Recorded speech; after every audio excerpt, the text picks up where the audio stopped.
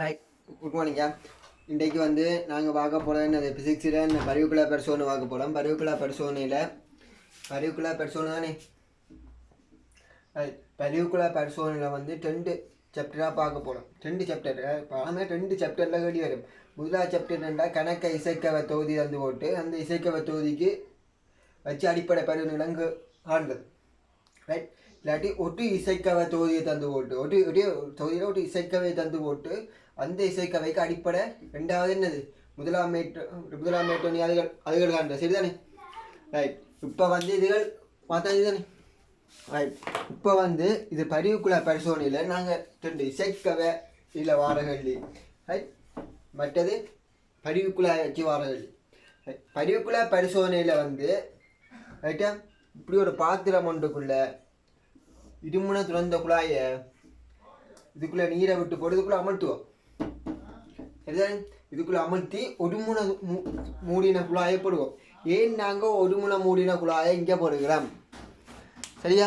ஏன் ஒரு முனை மூடின குழாயை இங்கே போடுகிறோம் என்றா இங்கே அடிப்படை பரிவு நிலம் போடுறது வளமையாக நாங்கள் ஒரு முனை மூடின குழாயை வச்சுத்தான் சரிதானே செய்கிறோம். நாங்கள் இருமுனை துறந்த குழாயை வச்சும் செய்யலாம். ரைட்டா? இது மொராப்பேப்பர் வழியில் இருமுனை துறந்த குழாயை வச்சு கேள்வி வந்திருக்கு. இப்போ நான் பாஸ் பேப்பர் வழியில் 100க்கு 99% என்ன ஒரு முனை மூடின குழாயை ஆகி போட்டு தான் கேள்வி வந்துருக்கு. சரிதானே? இப்போ இதில் ஒரு கேள்வி இருக்குது தானே, என்னது இருமுனை துறந்த குழாய். ரைட், பழமையாக அவன் கேட்குற முதலாவது கேள்வியாக இருக்கிற என்ன, எப்படி அடிப்படை பருவ பொருவில். ரைட்டா? இப்போ பரிவு குழாயில் ஒரு முனை மூடின குழாயை போடுவோம். அதுதான் முதலாவது ரோல்ஸ். ஒரு முனை மூடின குழாயை போடுகிறதுக்கு நீங்கள் என்ன இருமுனை துறந்த குழாயை ஒரு பக்கத்தை அடைச்சி விட்டாலே ஒரு முனை மூடின குழாய் வருந்தானே. ஏன் அந்த ஒரு முனை மூடின குழாயை நாங்கள் பாவிக்கிறீங்கள? ஏனென்றால் இதில் ஒரு இசைக்கவை இருக்குத்தானே. இந்த இசைக்கவை இருக்க இதில் வர அதுவுக்கு இந்த நீளம் ஒன்று அடிப்படை நீளம் இல்லாமல் இருக்கலாம். சரி, இல்லாட்டி தச்சு தவிர இது அடிப்படை நீளமாக வந்தாலும் அது அடிப்படை நீளம் நீ சொல்லிடாது. ஏன் சொல்லிடாது? ரெண்டாவது இதுக்குள்ளேயும் அடிப்படை பரிவு வரலாம். இது முதலாம் மேட்டோனியில் வர பரிவாகவும் பெறலாம். சரிதானே? சொல்லிடலாம். இப்போ அடுத்தது இதுன்ற நீளத்தை நீங்கள் மாற்றி கொண்டிருக்கலாம். இப்போ நாங்கள் இலகுவாக நீளத்தை மாற்றக்கூடியதாகவும் இருக்கணும். சரிதானே? ரைட், இப்போ நீளத்தை மாற்றணுமெண்டா இதை வெட்டி இதில் வச்சு வச்சு வச்சு செய்து கொண்டு போகலாம். அதுவும் கூடாது. அப்போ இலகுவாக நீளத்தை மாற்றணுமெண்டா ரைட்டா நீருக்குள்ளே அமர்த்தணும். ஏன் பரிவுக்குள்ளாய நீருக்குள்ளே அமர்த்துறாங்க என்று கேட்டால் மிகச்சிறிய முதலாவது மிகச்சிறிய ரைட்டா நீள மாற்றத்தினை ஏற்படுத்தக்கூடிய ஒருமுனை துறந்த ஒருமுனை மூடின பரிவுக்குள்ளாய படுவதற்கு மிகச்சிறிய நீளங்களை மாற்றக்கூடிய என்னது ஒரு முனை மூடிய பரிவு குழாய். ரைட்டா? நீளம் இருக்க மிகச்சிறிய என்ன நீளம் மாற்றலாம். மிகச்சிறிய அளவில் இந்த ஒரு சின்ன கேப் டிஃபரன்ஸில் இந்த நீளத்தை மாற்றக்கூடிய ஒரு முனை திறந்த பரிவு குழாயை நாங்கள் பொருகிறதுக்கு தான் இது பாய்ப்போம். சரிதானே? அதாவது இதை நீங்கள் எழுதுவோம்டா மிகச்சிறிய நீள மாற்றத்தை மேற்படுத்தக்கூடிய ஒரு முனை மூடிய பரிவு குழாயினை போடுவதற்கு பரிவு குழாயை நீருக்குள்ளே அமர்த்துவோம். என்னது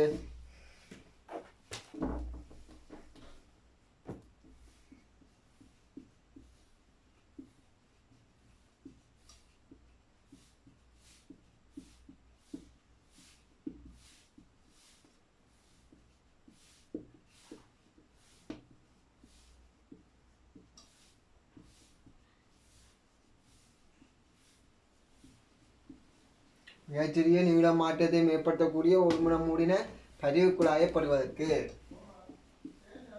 ரைட்டா? ரைட், இப்போ அதுக்கு அடுத்தது என்னது இதே தண்ணிக்குள்ளே அமுத்தமெண்டா மிகச்சிறிய நீள மாற்றம் ஏற்படுத்தக்கூடிய ஒரு முனை மூடின பரிவு குழாயை பொருகிறதுக்காக வேண்டிதான் இதை நாங்கள் நீருக்குள்ளே அமுத்துவோம். சரிதானே? இப்போ இந்த பரிவு குழாயை வச்சு அடிப்படை மேட்டோனியை எவ்வாறு போடுவோம்? அடிப்படை மேட்டோனி எவ்வாறு போடுவோம் என்றால் முதலாவது பரிவு குழாய் இருக்குதானே. இந்த பாத்திரத்துக்கு நீர் இருக்கு. இந்த நீருக்குள்ளே பரிவு குழாயை முதலாவது முற்ற அமுழ்த்தணும். ரைட்டா? இந்த நீருக்குள்ளே பரிவு குழாயை முதலாவது என்ன செய்யணும்னா முற்ற அமுழ்த்தணும். முட்டை அமுழ்த்தினாத்தால் இங்கே சொட்டு சிலர் சொல்லி நம்ம எது சிறிதளவு வெளியே உள்ளவாறு சிறிதளவு வெளியே உள்ளவான்னு சொல்கிறது காரணம் அந்த சிறிதளவில் இசைக்கவையை பிடிக்க அடிப்படைப்படி வராதுன்றதுக்காக வேண்டித்தான் சிலர் சொல்லிவிடும் சிறிதளவு வெளியே உள்ளவாறு பரிவுக்குள்ளாய நீரினுள் அமர்த்தி என்று சொல்லிவிடும். சிலர் முற்றாக நீரினுள் அமர்த்தி என்றும் சொல்லிவிடும். சரிதானே? நாங்கள் இங்கே முட்டா நீரில் அமர்த்தி என்ன அப்போ பரிவுக்குள்ளாய முற்றாக நீருக்குள்ளே அமர்த்தி ரைட். இது முதலாவது ஸ்டெப். ரெண்டாவது ஸ்டெப் அதிர வைக்கப்பட்ட இசைக்கவையினை இந்த திறந்த முனை இருக்குது தானே, இந்த திறந்த முனையினரையே பிடித்தவாறு. இது ரெண்டாவது ஸ்டெப் ரைட்டா. முதலாவது ஸ்டெப் என்ன? பரிவுக்குழாய் நீரில் முட்டாக அமர்த்தி. ரெண்டாவது ஸ்டெப் அதிர வைக்கப்பட்ட இசைக்கவையினை திறந்த முனையினரையே பிடித்தவாறு. மூன்றாவது ஸ்டெப் இந்த பரிவுக்குழாயை மெதுவாக மேலே உயர்த்தி ரைட்டா. மூன்றாவது ஸ்டெப் பரிவுக்குழாயை மெதுவாக மேலே உயர்த்தி அதாவது பரிவுக்குழாயை மெதுவாக மேலே உயர்த்தும் பொழுது ரைட்டு முதல் தடவையாக உரத்த ஒலி பரிவுக்குழாய முட்டாக நீரில் அமர்த்தி அதில் வைக்கப்பட்ட இசைக்கவையை திறந்த முனை அறிக்கப்படுத்தி பரிவுக்குழாயை மெதுவாக மேலே உயர்த்தும் பொழுது முதல் தடவையாக உரத்தொலி கேட்கும் பொழுது ரைட்டா. இந்த பரிவு நீளத்தை பெற வேண்டும். பரிவு நீளம் இது இல்லை, இந்த பரிவு நீளம் எவ்வளோ உயர்த்திருக்குமோ அதான் பரிவு நீளம். பரிவு நீளத்தை பெற வேண்டும். இந்த பரிவு நீளம் இருக்குத்தானே, இந்த பரிவு நீளத்தை பெற வேண்டும். இப்போ கேட்கிற ஒலி இருக்குத்தானே, இந்த உரத்த ஒலி, இது அடிப்படை பரிவு ரைட்டா. அடிப்படை பரிவு சரிதானே. அப்போ பரிவுக்குள்ளாய முட்டா நீரில் அமர்த்துறதுக்கு இன்னொரு காரணம் இருக்குது. பெறப்படுற பரிவு அடிப்படை பரிவு என்பதனை உறுதிப்படுத்துறதுக்காக வேண்டியும் பரிவுக்குழாயை நாங்கள் என்ன செய்வோம்? முட்டா நீருக்குள்ளே அமழ்த்துவோம் சரிதானே. இசைக்கவை இருக்குத்தானே, இசைக்கவை இப்படி இருக்கு. இந்த புயம் எப்படி அதிரும்? இசைக்கவை இருக்குதானே, இந்த இசைக்கவைன்ற புயம் எப்படி அதிரும்ன்றது பார்ப்போம். இசைக்கவை இப்படி ரெண்டு புயம் இருக்குன்னு வைங்க, இப்படி தான் அது ஒன்று இருக்கும் இசைக்கவை புயம். இந்த இசைக்கவை அதில் செய்தா இந்த புயம் இங்கே வேற, இந்த புயம் இங்கே வரும். இது இங்கால போக இந்த புயம் இங்கால வரும் சரிதானே. இது இப்படித்தான் இசைக்கவை புயம் இருக்குதானே, அது அதிர்ந்து கொண்டு இருக்கும். இப்போ அதுக்கடுத்து இந்த இசைக்கவையை எவ்வாறு அதிர செய்கிறது? இசைக்கவையை எவ்வாறு அதிர செய்கிறதுன்றா, இசைக்கவையை நீங்கள் சீமெந்துக்கு மேலே அடிக்கலாம் தானே.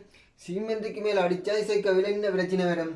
இசைக்கவையை கொண்டு போய் ஒரு சீமெந்து அது வன்மையான பொருட்களுக்கு மேல் இசைக்கவையை அடிக்கும் பொழுது, அதாவது இசைக்கவை அதில் செய்வதற்காக வன்மையான பொருள் மேல் அது அடிக்கும் பொழுது அதில் என்ன பிரச்சனை நடக்கும்டா, இசைக்கவையில் தகைப்பு விகாரம் இருக்குதானே. விகாரத்தினால இசைக்கவையின சொந்த மூர்டனை விட்டு இசைக்கவையின மூர்டன் வேற மூர்டனாக மாறும். ஆனால் நாங்கள் இசைக்கவையில் குடிச்சிருக்கிற மூர்டன் 500 ஹெர்ட்ஸ்ண்டா, 500 ஹெர்ட்ஸை தான் பெர்சோனில் பயன்படுத்துவோம். ஆனால் இதில் அடிக்கிறபடியா தகைப்பு விகாரம் ஏற்படுறதால இசைக்கவை சொந்த மூர்டனை விட்டு வேற மூர்டனுக்கு மாறி இருக்கும். அது 500 ஹெர்ட்ஸாக இருக்காது. நாங்கள் பெர்சோனு செய்கிறதுல அந்த ஏரியாவில் என்ன ஏற்படும்? வலு ஏற்படும் சரியா. சரி, இப்போ இசைக்கவையில் வலு ஏற்படுன்னு பார்த்துட்டு தானே. அது சரி, அப்போ இசைக்கவையை நாங்கள் எங்கே அதிர செய்யணும் சரியா.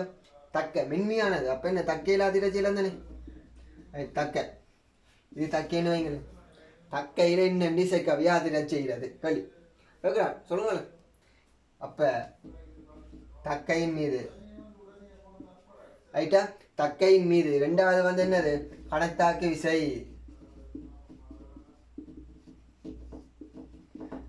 அப்போ என்ன இசைக்கவையால் தக்கையின் மீது ஒரு கணத்தாக்கு விசையினை பிரயோகிப்பதன் மூலம் இசைக்கவையை நாங்கள் என்ன செய்யலாம்ன்றா அதில் செய்யலாம் சரிதானே. இசைக்கவையை அதில் செய்கிறதுக்கு என்ன செய்யணும்? தக்கையின் மீது ஒரு இசைக்கவைனா கணத்தாக்கு விசையினை பிரயோகிப்பதன் மூலம் இசைக்கவையை அதில் செய்யலாம் சரிதானே. இப்போ அடுத்த இன்னொரு சாப்டர் இருக்குது. என்னென்னா இசைக்கவையை கொண்டு பரிவுக்குழாய்க்கு மேலே எப்படி பிரிப்பேன் சரிதானே. பரிவுக்குழாய் எப்படி இருக்குது? பரிவுக்குழாய் எப்படி இருக்குது? இது பாத்திரம் சரிதானே. அதில் வைக்கப்பட்ட இசைக்கவை இருக்குது தானே ரைட். அப்போ இசைக்கவையை என்னென்று பிடிப்பேன் ரைட். அப்படின்டா இசைக்கவைன்ற தளம் இருக்குது தானே, அதிரும் இசைக்கவையின் அதிரும் தளம். அதிரும் தளம்ண்டா இசைக்கவை இந்த போக்குலான்னு அதிரும் சரிதானே. இசைக்கவை இது இப்படி வர, இது இப்படி வரும், இது இப்படி போகும், இது இப்படி போகும் சரிதானே. இசைக்கவை அதிருந்தளம் இந்த தளம் தானே, அதிருந்தளமும் குழாயின் தளமும், குழாயின் தளம் இந்த நிலக்குத்த செங்குத்த குழாய் இருக்கு நிலத்துக்கு, இது நிலம். அப்போ குழாய் செங்குத்தா இருக்கு சரிதானே. அப்போ இசைக்கவை அதிருந்தளமும் குழாயின் தளமும் ஒரே தளமாக இருக்குமாறு தான் இசைக்கவையை பிடிக்க வேணும். இசைக்கவை எங்கே பிடிக்கலாம்? ஒரே தளமாக இருக்கிறதா இசைக்கவை எங்கே பிடிக்கலாம்? இல்லை. அப்போ இசைக்கவையை திறந்த முனையிலேயே பிடிக்க வேண்டும். அப்போ என்ன, இசைக்கவை அதிருந்தளமும் குழாயின் தளமும் ஒரே தளமாக இருக்குமாறு இசைக்கவையினை குழாயின் திறந்த முனையிலேயே பிடிக்க வேண்டும். விளங்கிட்டு தானே? ரைட். இப்போ அதுக்கு அடுத்தது வந்து ஒரு சில இது இருக்குது. என்னது? ரைட். அதுக்கு அடுத்தது வந்து நீங்கள் பரிவுக்குழாய் போடுறீங்க. இந்த பரிவுக்குழாயின் இடத்துக்கு இந்தில் பெரிய குழாய் எடுக்கிறீங்க. ஏன் இந்தில் பெரிய குழாய் எடுக்கக்கூடாது? இல்லாட்டி மயத்தில் குழாய் எடுக்கிறீங்க. ஏன் மயத்தில் குழாய் எடுக்கக்கூடாது? சரிதானே. இந்தில் பெரிய குழாய் எடுக்க பரிவுக்குழாய்க்கு பதிலா பெரிய பாத்திரம் எடுத்து நான் பெருசாக சத்தம் கேட்க போகிறேன்னு சொல்லி இந்தில் பெரிய குழாய் எடுக்கிறீங்க. அப்போ இந்தில் பெரிய குழாயோடு ஏன் எடுக்கக்கூடாதுண்டா, இதுக்குள்ளே கணக்க வளிமூலக்கூறுகள் இருக்குது. சரிதானே. இந்த நீர் உலகத்துக்கு நம்பி இருக்கண்டா, இது மட்டும் தான் நீர் இருக்குது. இதுக்குள்ளே கூட வளிமூலக்கூறு இருக்குது. அப்போ வளிமூலக்கூறு கூட இருக்கண்டா இசைக்கவை இதில் தான் இருக்கும். இசைக்கவையால் வாழ சக்தி இந்த வளிமூலக்கூறு கடத்தி கடத்தி கடத்தி கடத்தி இந்த மூலக்கூறு 10 வச்சிருந்தா இது கடத்தி இதுக்கு 5 வரும், இது கடத்தி இதுக்கு 2 வரும், இது கடத்தி இது கொண்டு வரும். சைவசம் கொண்டு அப்படியே குறைஞ்சு குறைஞ்சு குறைஞ்சு குறைஞ்சு குறைஞ்சு இந்த சத்தம் என்னது நல்லா குறைஞ்சிடும். அப்போ பட்டு திரைச்சி வந்து வாரதெல்லாம் பயங்கர குறைவாக இருக்கிறபடியா எங்கட காது மனித காதால் சரிதானே. எங்கள் காது வரையில் மனித காதால் கேட்கிறதுக்கு தானே, அது வந்து குறைவாக இருக்கிறபடியா எங்கட காதால் உணரையிடாது. அதால் நாங்கள் பெரிய இசை பதிவுக்குழாயை வந்து நாங்கள் பயன்படுத்துகிறதில்ல. சரிதானே. அதுக்கு என்ன காரணம் என்றால் வளிமூலக்கூறு எண்ணிக்கை அதிகமாக இருப்பதனால் ரைட்டா பரிவு முறையில் இருக்குது தானே, அதை வந்து எங்கட காதால் உணரையிடாது. சரிதானே. அந்த அடிப்படை பதிவு ஒளி இருக்குது தானே, அதை வந்து உணரையிடாது. இப்போ நீங்கள் மயத்தில் குழாய் எடுத்துட்டீங்க தானே, மயத்தில் குழாய் எடுத்தீங்கன்னா ஏன் மயத்தில் குழாய் பாவிக்கலாது? அதுக்கு சில ரீசன் இருக்குது. மயத்தில் குழாயில் முதலாவது நீங்கள் பார்த்தோன்னு எழுத வேண்டியது நீர் இவ்வளவு இருக்கண்டா, மயத்தில் குழாயில் நீர் ஒழும்பி தான் இருக்குது. அதுக்கு மேற்பரப்பு இழுகை சரிதானே. மேற்பரப்பு இழுவை இருக்கிறபடியா இது வந்து பரிவு நீளம் போடுறதுக்கு மேற்பரப்பு இழுவை இருக்கிறது. நாங்கள் இந்த நீர்மட்டத்துலேருந்து உயரம் பார்ப்போம். அடுத்தது பரிவு நீளம் என்னது இதை பார்ப்போம். இதுலேருந்து நீர்மட்டத்துலேருந்து உயரத்தை கழிச்சு விட்டுருவோம். சரிதானே. அப்படி கழிச்சு விட்டா இந்த உயரத்துலேருந்து இந்த உயரத்தை கழிப்போம். சரிதானே.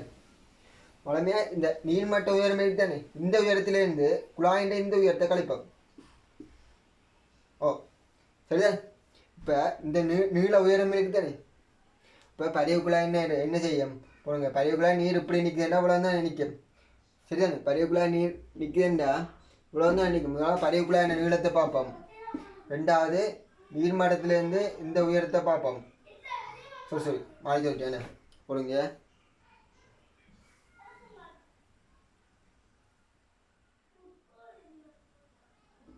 ரைட். இப்போ நாங்கள் இப்படித்தானே பார்க்குறது.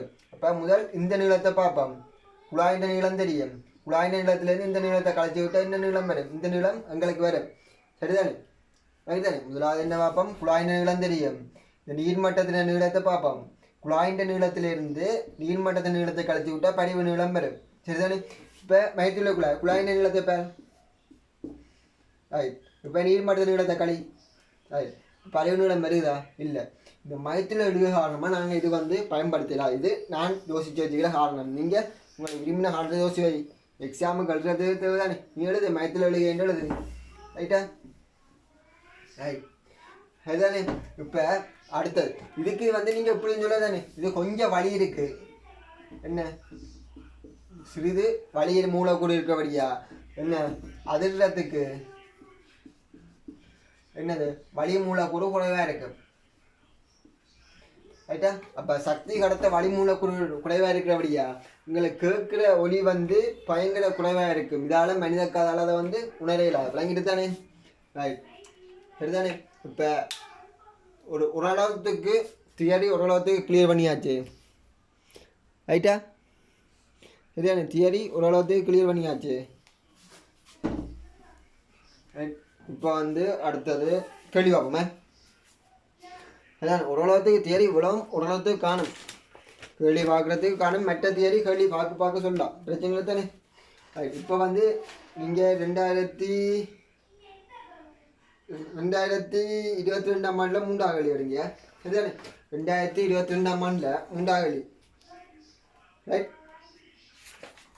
2022 ஆண்டில் மூண்டாகலி, சரிதானே? ரைட். இதில் என்ன? வழியில் ஒளியின் கதி வியை துணிவதற்கு பாடசாலை ஆய்வுக்கூடத்தில் பயன்படுத்தப்படும் வழக்கமான பரிசோதனை ஒழுங்கமைப்பு உருவில் காட்டப்பட்டுள்ளது. இந்த ஒழுங்கமைப்பில் 2 முனையிலும் திறந்த ஒரு கண்ணாடி குழாய், நீர் நிரம்பிய ஒரு உயரமான கண்ணாடி சாடி, ஒரு இசைக்கவை தொகுதி. சரிதானே? என்ன வந்திருக்கு? இருமுனை திறந்த குழாய். என்ன 2 ரோட் குழாய், என்ன இருமுனை திறந்த குழாய். இப்படி எழுதும், இருமுனை திறந்த குழாய். சரிதானே? அடுத்தது வந்து என்ன இருக்கு? நீர் நிரம்பிய உயரமான கண்ணாடி சாடி, நீர் நிரம்பிய உயரமான கண்ணாடி சாடி, ரைட்டா? அடுத்தது என்ன இருக்கு? ஓர் இசைக்கவை தொகுதி, ரைட்டா? இசைக்கவை தொகுதி ஒன்று இருக்கு. சரிதானே? அடுத்து என்ன? ஓர் இசைக்கவை தொகுதி இருக்கு. அதுதானே? அடுத்தது வந்து என்ன? வழியில ஒளியின் கதியை துணிவதற்கு பதிவு முறை பயன்படுத்தப்படுதானே. அது என்ன எடுக்கிறான்? பரிசோதனை செய்வதற்கு தேவையான இனிய அளவீட்டு உபகரணம். சரிதானே? இந்த பதிவுக்குள்ள தந்திருக்கிறான் தானே, இதுல பதிவுக்குள்ள தந்திருக்கிறான் தானே, பதிவுக்குள்ள வந்திருக்கிறான். இதுல ஸ்டாண்ட் இருக்கு, இதுல பதிவுக்குள்ள பூட்டி இருக்கிறான்.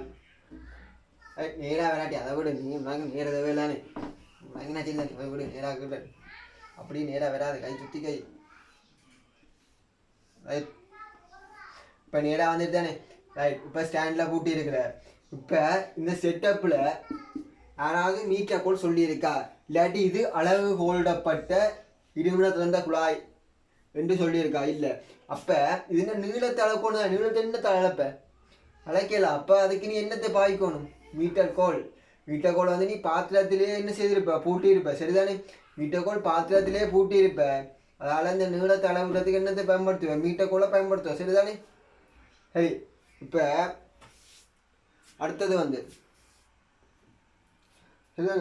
வந்து பின்வரும் பூனம்பட்ட சுற்றிலுள்ள வெற்றிடத்தை உகந்த சொல்ல பயன்படுத்தி ஒரு பொருளின் வேறொரு பொருளின் டேஷ் மூன்றுடன் அதிரும்போது முதலாம் பொருள் இரண்டாம் பொருளுடன் பறிவுறுகின்றது. சரிதானே?